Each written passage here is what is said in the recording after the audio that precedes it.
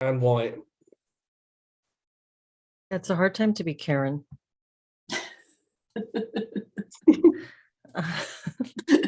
And Becky, No I think Becky's another one name. Becky's another one. I think Becky is supposed to be somebody that's younger than a Karen. I think a Karen is supposed to be more middle-aged. Okay. Like I would qualify as a Karen, especially because of my hair, because there's also sort of a anti-blonde vibe to the whole thing too. Becky's and Karen's. Well, hello, and thank you for being here for Monday, May 1st, May Day, Solid Ground live stream. And David is back. So David, back and better than ever. Yes, better than ever. A new and improved David 0.0. Awesome. As you were talking, I was just thinking, I know what's going to happen. She's going to go and ask me to go to the blurb. So I'm bringing that up right now. Jennifer improvised last week for you. She couldn't find it, so she did her best. Should Best I David impression. I don't know if I want to ask. False beard, and I was very dignified. and a British accent. And Oh. she said pounds. Right. Well, I've had a couple of glasses of wine, so we'll see if I get pounds or dollars. So Solid Ground is a peer support community for anyone concerned about the imposition of critical social justice, CSJ, aka woke, and or COVID mandates in their workplace, university, children's school, or community. We offer weekly online peer support groups in which members share ideas, thoughts, and support for how to navigate the impact of these ideologies. And to answer the question, where do we go from here? You can join one of our groups for only $5 per month. And to find out how to join our community, please visit solidgroundsupport.com. And please note, Solid Ground does not provide psychotherapy or legal advice, and nothing we do should be construed as such. Well, excellent. Bang. No pounds. So we have talked about critical race theory in the past, and we have talked about it from the standpoint of how it dehumanizes minorities and people who are in the marginalized category per critical race theory. And we had Cara Marcel on to talk with us about that and give us her perspective, which was really great. And I think there's a lot to say about that. But one thing we haven't addressed is the anti-white aspect of CRT and CRT teachings. And Deborah shared with us just a podcast where somebody was going, sort of talking about that and giving examples of it. And it was really powerful. It was really interesting to see. And it's such a big component of this. I think it's so clear to me that it's not just anti-white, it's it's just establishing division. But a big part of the rhetoric is to be anti-white or whiteness, whatever that means. And it means a lot of things according to them. And so it does seem like a good thing to bring up and discuss. And do y'all have any initial thoughts on that? Yeah, so the video that we're talking about, I just want to say, because I would really like for everybody to watch it. It's on PragerU, and it's Amala. She does a show called Unapologetically Amala, I think. And what she's doing in this particular segment is she's watching a video by Charlie Cheon that went viral. It had close to 4 million views. And in the video, he's talking about how it's become completely socially acceptable to say really terrible things about white people, to say it publicly, and that anybody who objects is then shamed and accused of racism. And he has all of these examples that he pulled from TikTok videos of people making really, I think, just vicious statements about white people. And then Amala watches Charlie's video and comments on it. And it's really, really interesting. She does a great job with it, and so does he. And I'm really glad that he made that video, and I'm really glad she watched it and then commented on it, because I think this deserves more discussion. So thank you to both of them. Yeah, I'll put that video link in the description since we're talking about it so much and it's relevant. So I'll add that to the description underneath this video after we post it. Great, thank Mhm, you. mhm. Yeah, it's pretty stunning. I mean, there's examples like the girl who, when she says the word white, she has to spit. She uses she like hawks the word out. I Right. mean, that's really, and then the one who says, if you're going to bring your token white friend, you have to get permission from everybody else because they might not be in the mood for white shenanigans or something like that. Oh, I've seen Oof. that one. Yeah. Yeah.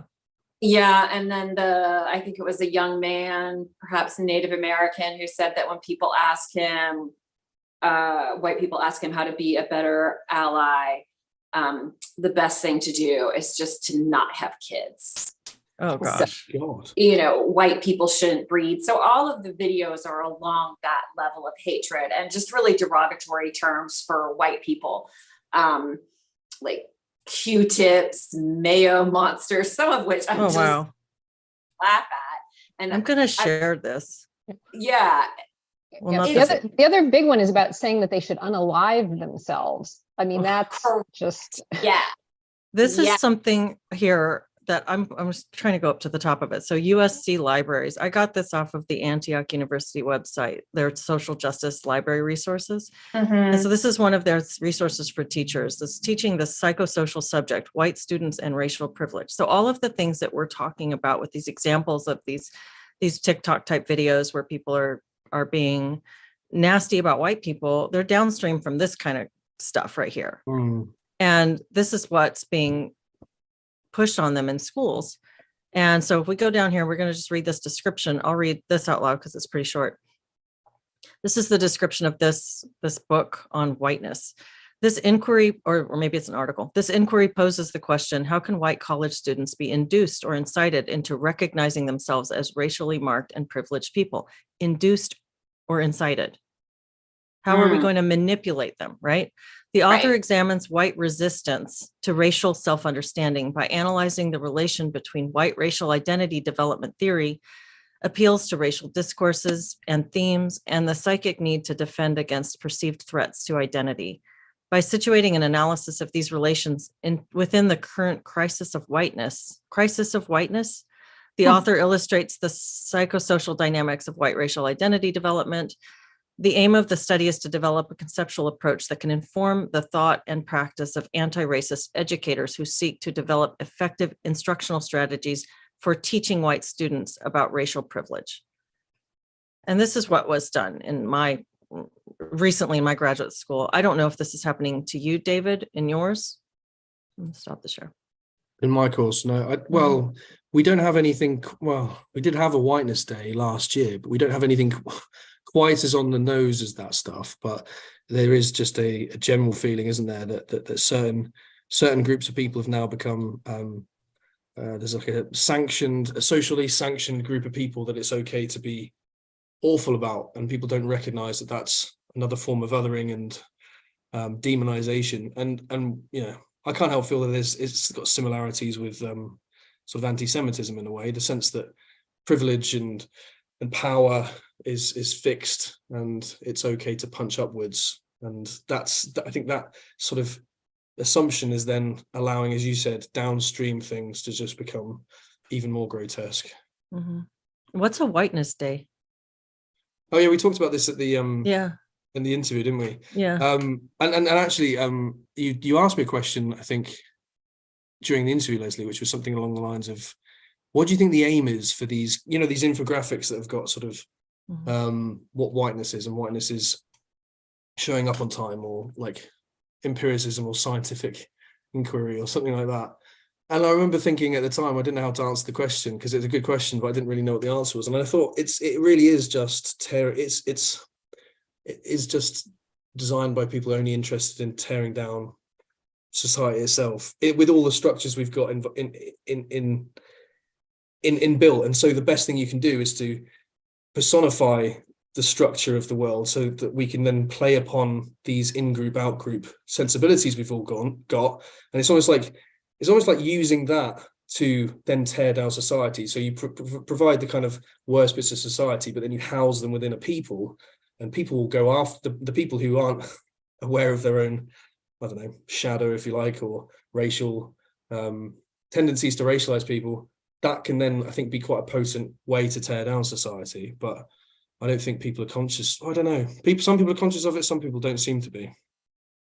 Yeah, it seems like harnessing, I mean, every human's ability to be tribal, every human's ability to have in-group, out-group, potential animosity, and weaponize that to, again, do this sort of societal disassembly, if you will. And I can go on. I was just thinking about the Race to Dinner I was telling you about, because I was mentioning to the group here about listening to A Special Place in Hell, Megan Doms and Sarah Hayter's podcast, and they had the women on who host that, and the women didn't know that Sarah and Megan might not have the same point of view, but it was interesting for them. They felt like in order to make a better society, that we actually should make sure everybody's racialized.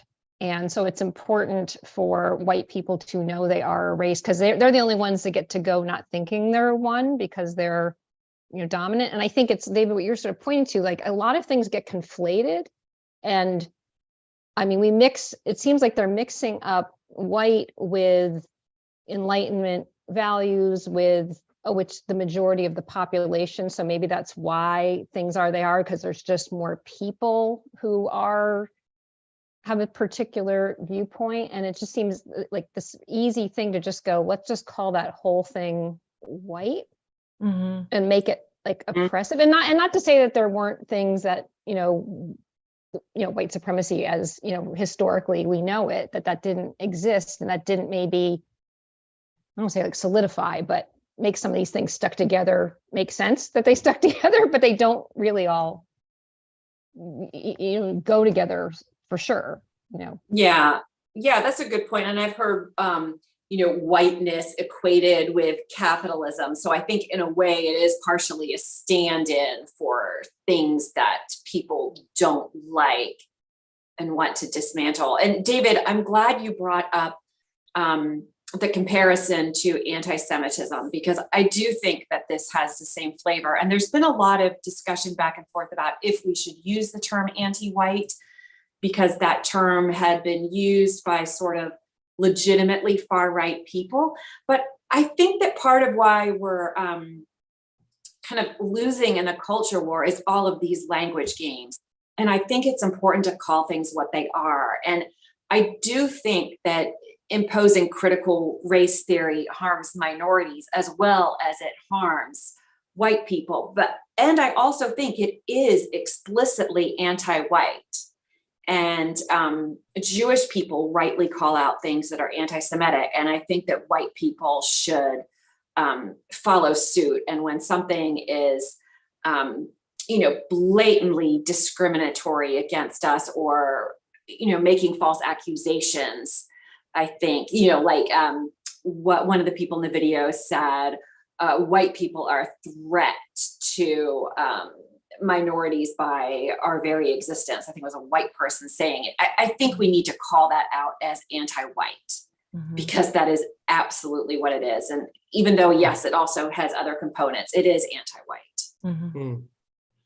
Well, and Deborah and Jennifer, I think that's really true. I think that's really well said. And we do need to call it what it is and stop letting their language games dictate the rules of the game, like how we're going to tiptoe around these things because we're afraid of stepping on the landmines that they've set out for us. But Deborah, one of the other things that I think that gets conflated with it so often is the issue of socioeconomic status. And it's a huge confounding factor in this, like this game of critical race theory, and white people have so much privilege. And it's one of these things that the critical race theorists sort of dismiss out of hand. They just don't want to address it. It's kind of like, yeah, well, there's some issue with poor white people, but they're still white. So they still benefit from their majority culture privilege somehow.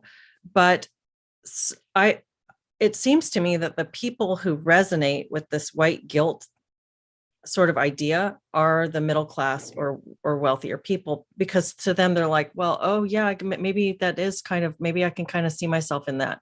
Where people who are from a more impoverished background or just a more lower socioeconomic status background they don't see themselves represented in this. Like when you look at the white privilege checklist, where it's, we should maybe pull it up, but there's all these different attributes or experiences that you're supposed to have had or not have had because of the protection of being white.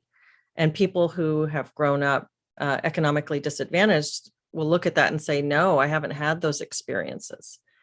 That doesn't represent my life. And yet that's not really dealt with in this.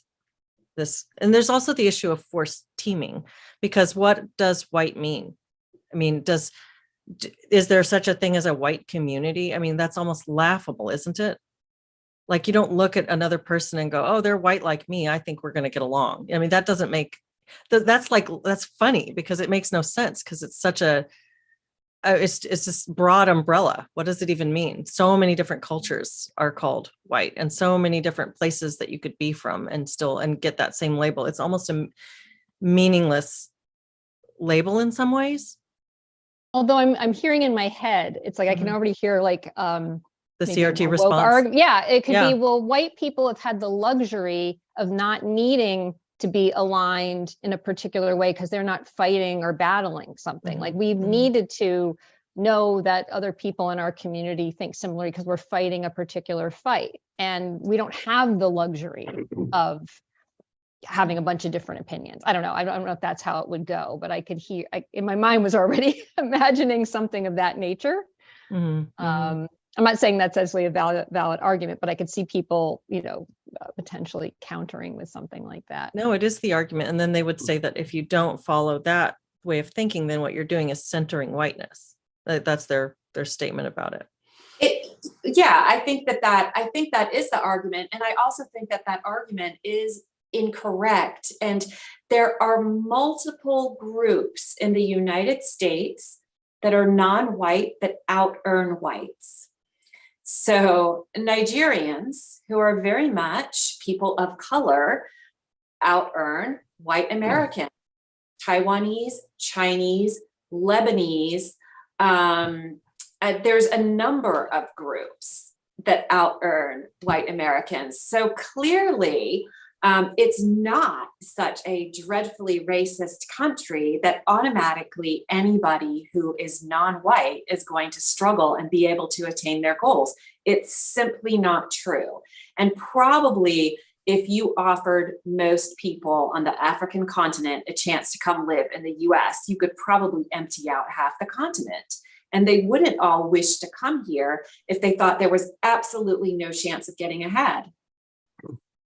I think then again, I'll be like the counter arguments today. That's great. Yeah, no, they would come, this I know is often said, then they would say that those particular groups are, either white adjacent or they're embodying whiteness. And so that's apparently a bad thing, because they're succeeding in a capitalist system, and whatever they're doing is not going to dismantle this seemingly oppressive system. And so it's not as though, that's the thing too, it doesn't even let those people, or for example, Black people who choose to do the things on the list that are white or whatever like that, like as though they're not human, that is that they don't make their own choices, that they don't make their own assessment that these particular supposed white things might be a good way to behave. Or, I mean, I want to say white things because like we logic, all know, being on logic time, and being on time. Yeah. Having an agenda in a meeting, and there's other ways we might critique those for being, all about producing, and maybe we don't want to be cogs in a machine, or whatever, but those are generally good habits by and large, right? And I think the fact that those habits, when they are used by people of any race, tend to be correlated with success proves that those habits have nothing to do with whiteness. And I think it's extraordinarily racist to say that being on time, being logical, valuing objective facts, that is white is extremely demeaning to non-white people, because it's saying essentially that they're irrational, cannot be on time, cannot engage with facts and data in a productive way, and that they are, in a sense, deficient because of that. And I just simply don't think that those things are true. And I don't think that those are features of whiteness. I think it's kind of like what you were saying before, Deborah, an attempt to, tear down capitalism. And these are things that they see as features of capitalism. And also it's sort of to make excuses for people who haven't done well and who haven't attained a certain level of financial stability and security. It's Also, the equity mindset, isn't it? It's the idea. I mean, and it's almost completely simplistic, isn't it? It's basically saying these are some things that actually do start to move you up the socioeconomic scale. So we should look at that and look at the people who are able to do that and go, those things will therefore mean that less people have that stuff that you're acquiring, social capital, economics, and all that stuff. The stuff that you're getting as a result of having these attributes therefore makes you a target, because you're not following the equity mindset. You need to redistribute, and the intersectionalist is all about redistribution of power. So it's completely ridiculous. Go on, Deborah. Also, whiteness, as I'm just starting, as we're talking about this, it's almost like this boogeyman or this evil substance, right? And then it's like, oh no, the Nigerians partook of this. They ate some of the white poison. I'm going to exaggerate, but I'm getting this sense of this projected, like this entity, almost this whiteness thing almost takes on this archetypal thing that it's kind of like moving everywhere, and you could just attribute it to have like invaded somebody or something in some sense, right? And then like a they virus. almost it took them over or something, and they're not being their authentic selves. And I just as a phenomenon, right? Like a psychological phenomenon, I think it's interesting. It's the liberation model. They got to liberate them and decolonize them, because that's their colonial mindset. And this is so similar to the Chinese Cultural Revolution, where it was the Han that were being attacked. It was the majority group were the Han, and they were being attacked. And what the four olds were that needed to be done away with were ideas, customs, culture, and habits of mind. And so these were the things that were being that people were told to hate and change. And if you look at what we're doing right now, this is the American Cultural Revolution, or maybe the Western world cultural revolution that we're living through right now. And you just replace the word Han with the word white, and you have the same thing. Yep, absolutely. Absolutely. And there was this professor, I can't remember the professor's name, but they wrote this paper, and it was basically arguing that whiteness is like a parasite that mainly attaches itself to white people. And the language in it reminded me very much of sort of anti-Semitic language around around World War II, where you start creating ideas and imagery of parasites and disease and a risk to public health. So it becomes in the interest of public health, and it becomes a social good to discriminate against a bunch of people, and then ultimately eradicate them. And I have heard language like that sounds extremely genocidal to me. And then again, when you say anything about it, people say, oh, you're engaging in that white replacement, far right, white genocide theory. And so again, it becomes something where you feel like it's difficult to point out to people. This is pretty much how all of the atrocities that we've seen in the 20th century started, with demonizing a particular group. I mean, when has it gone well? Demonizing a group of people. I can't think of when it's ended well. And it takes decades. You have to really build up the idea that they are a threat. And another thing that they were saying a lot, especially during the pandemic, to kind of say, well, it's okay to go out and have these, protests, really riots, and that's not going to spread COVID. You're outside. But because there's a larger threat. And that larger threat is racism, that racism is a public health threat. Well, and they think that racism is mainly enacted by white people. So you're essentially kind of indirectly arguing that white people are a threat to public health. And to So that's trying to encourage like the disgust sensibilities around whiteness, which is a further step in dehumanization. Fear and justification of removal of rights because we're a threat.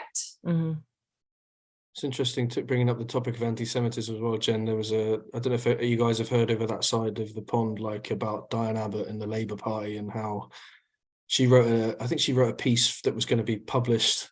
I'm not completely sure where this sort of piece that she wrote ended up, but it was leaked or it was shared around, and it was she's a long-standing member of the Labour Party. I think she was the first Black woman as part of that joined the Labour Party many years ago, but she talked about how discrimination towards Jews is not racism, it's just prejudice, and she likened it to ginger people at school being bullied, and it was just like absolutely, you know. And she said it's not really racism, not the way that Black people treated. So she took away all of the. She tried to take away the power that the word racism is. You know, the word is so useful, isn't it? I think in creating change and to creating animosity and all those sorts of things. She was taking the power away and saying the Jewish people don't have the power and the protection of that word, basically, I think, because what they go through is more likened to prejudice. And she used an example of a ginger person being bullied at school for the same thing. And I just could not believe it. She's a smart woman. She must have known what she was writing, but she obviously doesn't. And it's just the glaring blind spot is just, well, shocking, really. And she's now getting, I think, just quickly, she's now, I think her membership of the Labour Party is being called into question finally, because she was very much a kind of like an ally of Corbyn, and the current Labour leader is quite keen to remove those allies, should we say. So anyway. Yeah, I was just remembering, it's a different scenario because it's a minority, but I had a client once from Indonesia their family was from China, and this may have happened in Malaysia as well, but the Chinese did quite well economically in Indonesia, and there was a lot of resentment against them. And there was a phase, I remember telling me a story of major unrest, like in Jakarta or whatever, militating against like Chinese. And I'm now white people, we are the majority, you know, like this is the majority of the country. So I'm not talking it. And there's other things in our history that I can understand why people might go, well, they benefited from something. But I want to make the point that this phenomenon sometimes of people doing whatever they're doing, whatever sets of behaviors that they're happening to enact, that is actually helping them, and that somehow, you know, causing some kinds of, you know, what would say the, you know, Jewish people being successful, or that can sometimes cause some kind of resentment and unrest. And it isn't interesting that does happen. I guess when we have the grievance mentality, instead of an attitude of what are those people over there doing? Maybe I want to see what they're doing. That would be interesting to take on myself. Like, what is it about human nature that we sometimes go towards wanting to tear down? Now, right now, there's a philosophy of we're trying to dismantle. So that's getting in people's heads. But I'm just wondering, like, when do people tend to have more like, they seem to be doing well, how can I get in on it, right? Versus, we don't want them doing what they're doing, and we're going to agitate. Makes you wonder how much of a component of like racism is often fueled with resentment and this kind of this idea that even KKK members believe that probably that they were victims because their white race was being, I don't know, diluted, or that somehow their communities were being overthrown, and that, you know, they would have built it up in their mind, you know. You wonder how much, I mean, it's just surely the most potent psychological, I don't know, trick or emotion, should we say, for getting change politically, is to create some sort of resentment for another group. I don't know. Sometimes there is racism punching down where you think you're better than other people, definitely. But how often is it also tinged with resentment? Well, and that makes me think also, I know I've said this a number of times recently, but the word diversity, I keep coming back to that. It's to divert, I think, is the wordplay here. It's a diversion. We are being diverted from one another, turned away from. And that's what this really is it's a movement of turning people away from one another. And I think that there's a lot of Orwellian language play going on. And yeah, it's coming back to that concept of forced teaming. It seems like the implication is that if you're a person who has whiteness, then you're like other people who have whiteness. You are like other white people. You are more alike to those people than you are like anybody else. So you're one big group. And I think that that's just bizarre to think that I might have more in common with David, who's a British man, a man living in a different country, because we have a similar skin tone. We're more like one another than I am like, a girl who grew up in my neighborhood who is Hispanic, or, so I think it's just a bizarre thing to think that that would be a characteristic that would be so central to one's identity. And I have a lot more thoughts on that, but I could give some really crappy analogies that would probably get me in trouble, but I don't know. I was just thinking, as you were talking there about a conversation I had with a supervisor once when I was an assistant she was talking about decolonializing the curriculum. And I thought, and she talked about sort of moving out, writers like Shakespeare from the curriculum. And I thought, and I said, do you think I have more in common? I have more in common with a 30-year-old black dude who's born in, the last 30 years than Shakespeare. Do you know what I mean? Where's the commonality there? But it really doesn't matter. It really doesn't matter yeah. Sorry, I was just thinking that as you were saying that. Mm-hmm. She didn't really know what to say back. Now, David, I'm picturing you drinking in the pub with Shakespeare. Me and Shakespeare go way back, to be fair. You go way, way back. I think, in terms of also with the language games, one of the things early on that raised red flags for me was when I actually heard it on NPR. This is back when I still listened to NPR. And they said that the definition of racism had changed from regarding a race as inherently superior or inferior to racism equals prejudice plus power. And it was very clear to me that a game was being played with language, and that it was a strategic game, and that it was designed to make it arguable that you can't be racist against white people, because then it will be argued, and as it has been, well, white people hold the power, so you can't be racist against them. You can have a prejudice, but you can't be racist.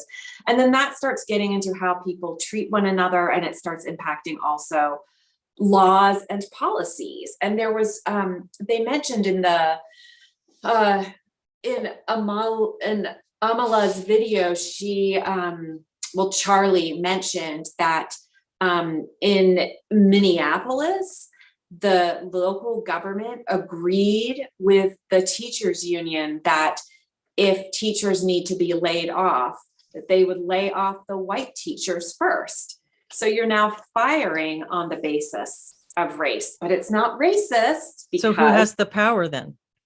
Well, even by their own definition, I mean, they're kind of shooting themselves in the foot now. Well, exactly. I mean, and I think it could be argued, and it is argued in Amala's video, that Black people are kind of institutionally in a position of power. I've heard a lot of different people tell me, in confidence, that the organization that they're working for, that upper management is being given the message by, the CEOs, the powers that be, hey, don't hire somebody white for this new position. Don't do that. I've heard this again and again from people with specifically, we need a person of color in this position. It is absolutely racial discrimination. But the language games are to try to prevent us from noticing it and thinking about it and being able to articulate it clearly. Not to play devil's advocate, but just to come in on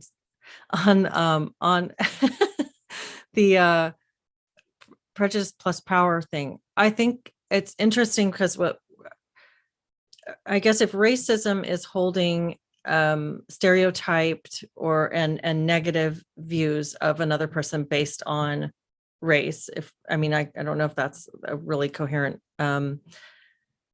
it's like teaming people and making assumptions about them based on race or ethnicity. But discrimination implies power. Discrimination, and it doesn't have to be a bad thing. Discrimination just means being in the position of making a choice between options, right?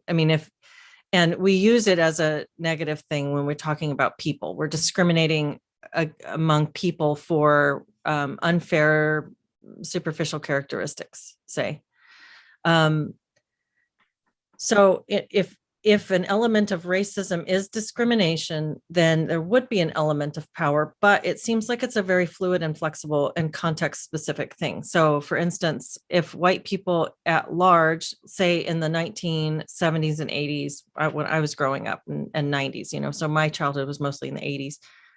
And I lived in a pocket of the country where white was the minority, and I experienced quite a bit of bullying growing up. And based on being white, there was power there, and it wasn't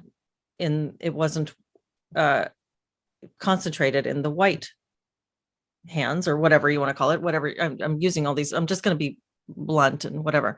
So if the country at large is powerful, the power lies in the white centers, or whatever it is, the white majority.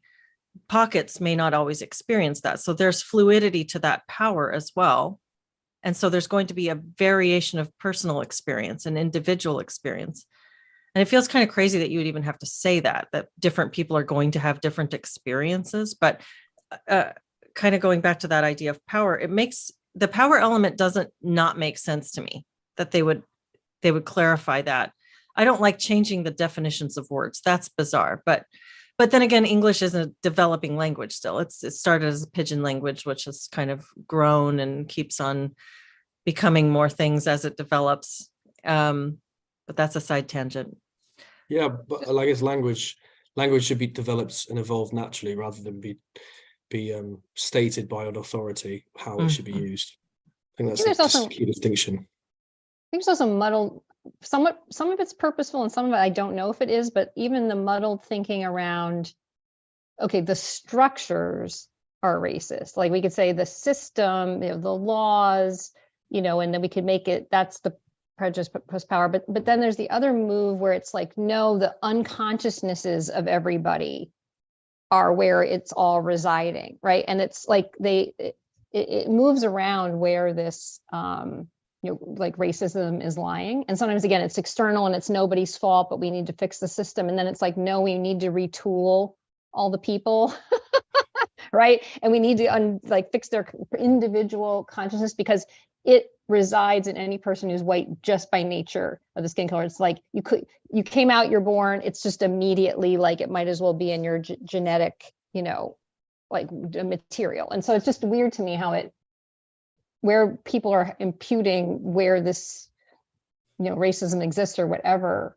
it kind of moves around. But in either case, in one case, it seems like it's a little bit, okay, you're a little off the hook. It's not stating something about you as a person, it's more the system. And the other way, it's like, no, like you are this white person. This is where it starts getting very nefarious, right? When it's like you as this person are embodying these basically bad attributes.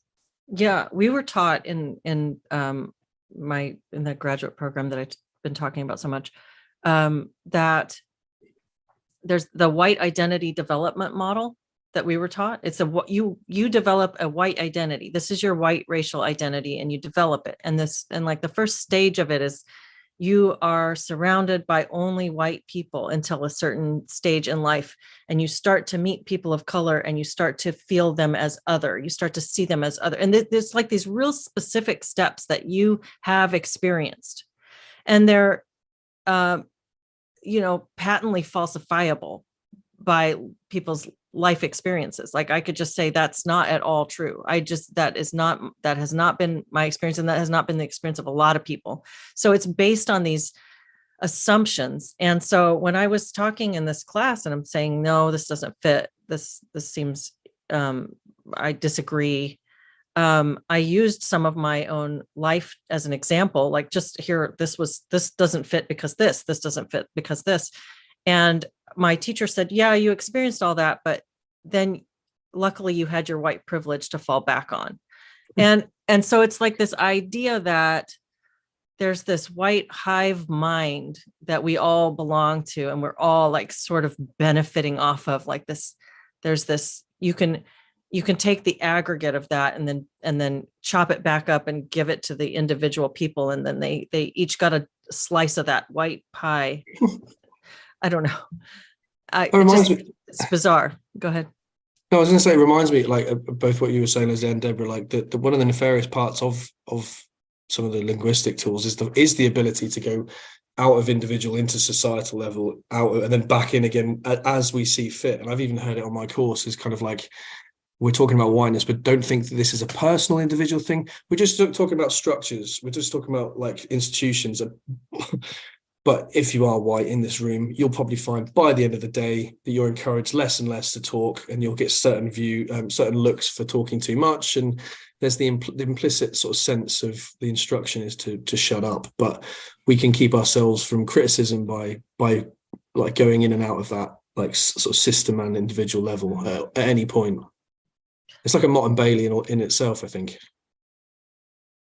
You know, the fact that that you had the experience that you had, Leslie, I mean, to me, it just kind of proves that, you know, they're kind of trying to paint it as white people are these inherently racist power mongers, but any group can be prejudiced, any group can be racist, and white people are not unique in that way. And there's so much talk about, you know, white people and slavery, and like white people just exist to oppress others, but it's the other parts of history aren't mentioned. You know, the Barbary pirates enslaved something like a quarter in a million white people, you know, for several centuries. So it's not unique to white people. And Black people were sold into slavery by other Black people, by local African community leaders. And, you know, evil exists in all of us. And that's kind of our individual work, you know, is to work to be the best person we can be. And that's true for everybody. Everybody has good and bad in them. It's like the calls are coming from inside the house. It's not some mysterious place that's bad, you know, like, oh, it's the white people, and if we just got rid of them, well, then everything would be fine. Or, oh, it's these people over here. It's not. And maybe that's part of the human fantasy. And maybe that's why we're drawn to, you know, be prejudiced or, you know, racist as humans, because we want that fantasy of, if we just get rid of this, then everything will be fine. This kind of utopian BS. Utopian. Yeah. You know, like in Mao's China, we'll just get rid of these, you know, the four olds, and then, oh, our country's going to be fabulous. Yeah. We used to call that in-group, out-group dynamics, you know, like simply put, that people all have the capacity for the othering each other and tribalism. And it's not like it's not a white thing. It's not a Black thing. It's just a people thing. And it's a human thing. Yeah. It's something that you just said there. It really, like, isn't it interesting that all of those negative things that you just described, those are white people things, but then all of these success things are also white people things. So what the heck are people supposed to, what's the acceptable range of human behavior if you remove all, you know, you're taking all the things that could make you successful, but also all the things that might be so people are like crushed into this little, like, you have to live a little gray life, and you have to like just like what are you allowed to do anymore? That's not, I don't know.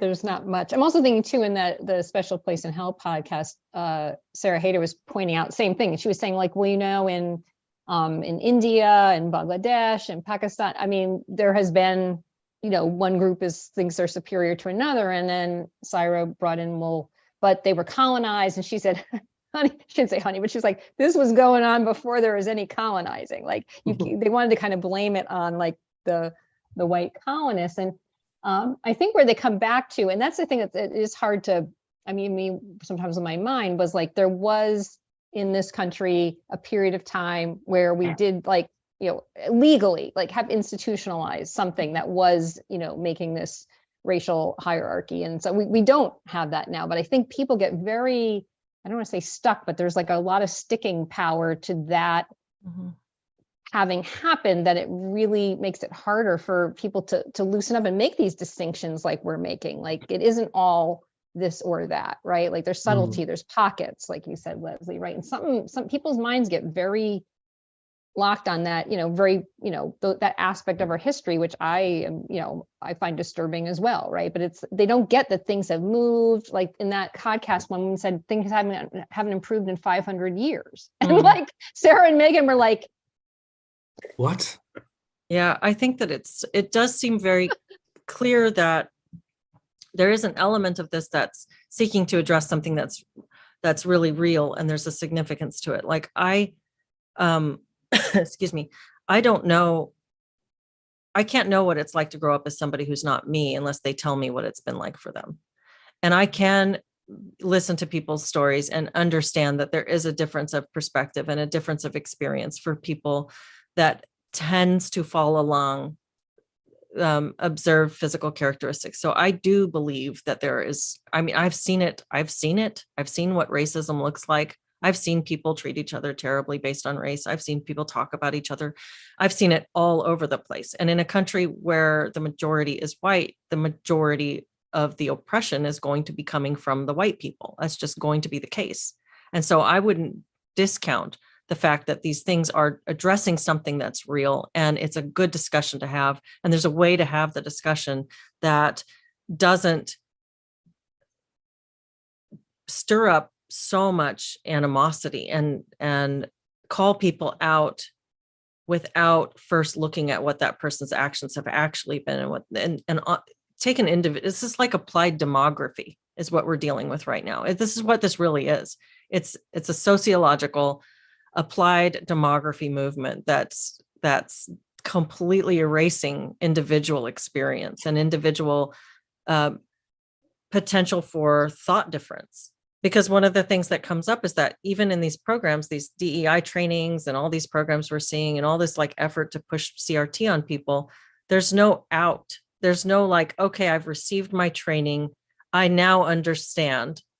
And now I'm going to be a better white person who understands that there's this, whatever social, it's that you're perpetually engulfed in that forever and ever and ever. There's not an out for you. You must constantly take the knee and bow your head and keep quiet.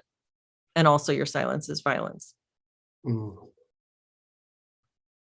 one thing I've been thinking about as well is that the word privilege. I wonder if we could also, as a society, be a little bit more, I don't know, historically informed about the fact that the word privilege can be used to dehumanize people as well. And sort of Lenin in pre-Russian Revolution, Russia was trying to build his own utopia, and I think Michael Malice talked about this in a podcast I listened to, and he was sort of talking about how his favorite phrase, I think, Lenin, was bourgeois privilege, because he could basically say, I think it was there was a Jewish anarchist feminist, Emma Goldman or something like that. She said something like, this isn't quite the utopia we thought, you're locking people up for criticizing the government. You're shooting people for criticizing you and stuff. And you can't do this. You need to give people freedom of speech. And he said, freedom of speech is a bourgeois privilege. And we'll give people their freedoms once we've ended the Russian Revolution, sort of thing.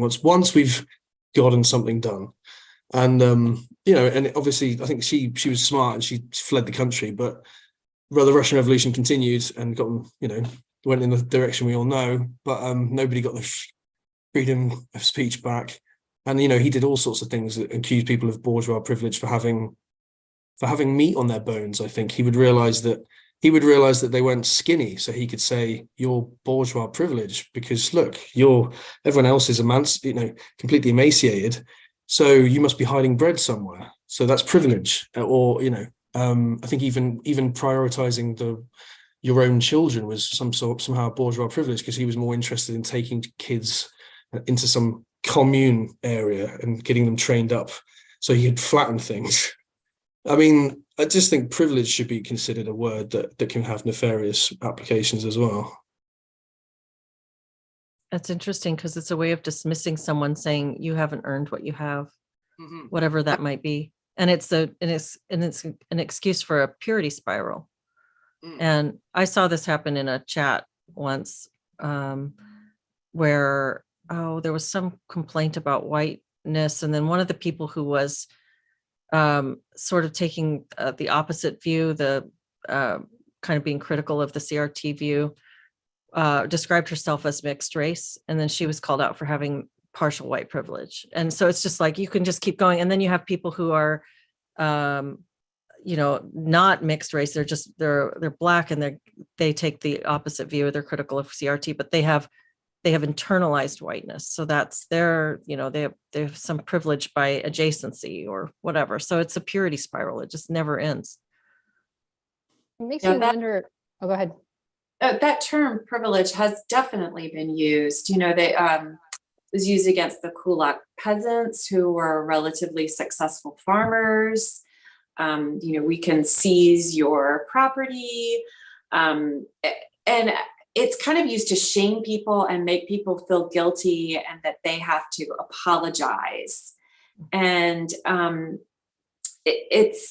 I think it's such a ridiculous term, because everybody, despite their race, is born into such special and unique circumstances that it really becomes meaningless when you look at each individual life and what each person has had sort of on their side and then stacked against them. And we're all born with, plenty of both, I think. But I also think, well, if we want to go around slinging this term, well, what about now? Would we say that there's Black privilege? Because we know that there are companies that specifically will not hire white people for certain positions. We know that there are companies in which managers' bonuses are based in part on how many Black people they recruit and how many people of color they're recruiting. So do non-white people now hold a special kind of privilege in society?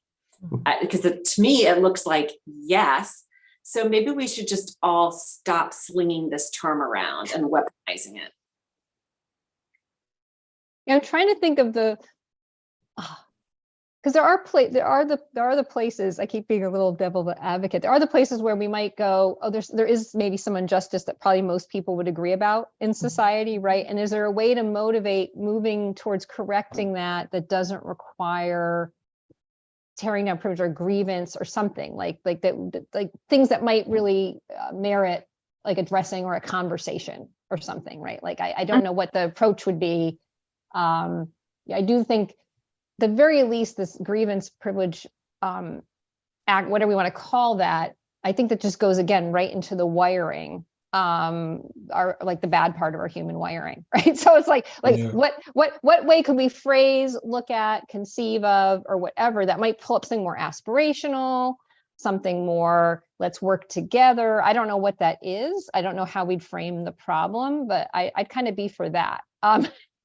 I vote for that. Yeah. And I like how you pointed that out. That is it's just massaging the bad part, the worst part of our human selves, to be constantly trying to bring up resentment and blaming, and also to have that external locus of control that there's nothing any of us can do to improve our own lives, that everything's somebody else's fault. It's a very unhealthy way of thinking. Well, this idea that there's an actual direction in which some of this could be pointed and make some sense, and maybe taken a different tone, using more logic and more nuance. But I'm thinking of that what was that movement that sprung up and quickly died back down? It was like the 99% movement. Was that, do you remember this? It was like in the Occupy Wall Street. Yeah. And they were pointing out like the economic crash and the way these big corporations and banks just made out like bandits, and how there's so much wealth concentrated as we're seeing the middle class dwindling, and people are becoming, like it's really hard to live as a single income family now. We've had so much drift in the middle class downward, while we have this concentration of wealth upward. And what I'm reminded of is learning about the antebellum period, when the wealthy plantation owners and slaveholders pitted the poor whites and the blacks against each other in order to make sure that they were kept squabbling and seeing each other as different and as enemies, while the fat cats at the top just sat and made out like bandits, and sort of diffused any upward pressure from the larger masses of disenfranchised people. Oh, I think that is a topic for a future live stream. This chapter that I'm now in the book, Cynical Therapies, talks specifically about that type of idea, and how a lot of the things that are happening now really benefit our modern sort of technocrat elites. It was very interesting. Which chapter is that? I'm reading that book as well. Or who's the author? Do you remember? Chapter 2, it was Nick. I can't remember his last name. It begins with an O. Okay. I have the book in my living room, or else I'd pull it up right now, but it's a great book. I'm just jumping from one chapter to another. Really interesting ideas. Yeah. Mm-hmm. You know, I'm wondering. Oh, sorry, it's just what would we use as our argument? Because the Kendi argument, we need present discrimination to, address past discrimination. So, what is our counter argument? I guess aside from causing complete societal unrest and not, not working together to actually improve things. What else can we sort of say to that? Because that's kind of what's going on. The present discrimination is going on towards white people, right? So. Well, it's the two wrongs don't make a right. That's a simple argument for that. It's like if you're in a relationship, if you're in a marriage where one person is being abusive and verbally abusive and awful to the other person, if they want to make their marriage last, well, that person needs to figure out that they're doing it and stop doing that. It's not like, okay, I'm just going to be more verbally abusive and nasty to you. Now this is how we're going to go forward. What is your goal? If your goal is to be a country or a community of people or whatever of harmony and connection and fairness and social justice, if we will, then why on earth would you incite further discrimination and further pain? Why wouldn't you just educate people on how to be more fair to one another? Yeah. Kendi isn't interested in ending discrimination. He wants to redistribute it, doesn't he? Mm-hmm. So, I mean, it's a zero-sum game in the intersectional world, because there's only a finite number of resources, and we've done all the progress we need to do. So there's no chance of us growing together. There's no chance of groups working together. We're all at war because there's finite resources, and if you don't get something, it means I might be able to get it, and that's an ugly way to look at people. I try to think about because I think sometimes, okay, if there's karma, right, like metaphysical, but are there other ways to I don't want to say the clear karma, work with karma that don't require the, I take your eye, you take my eye. Like, is there the uplift, right? Is there, I think of like Martin Luther King or something, like let's take some higher move.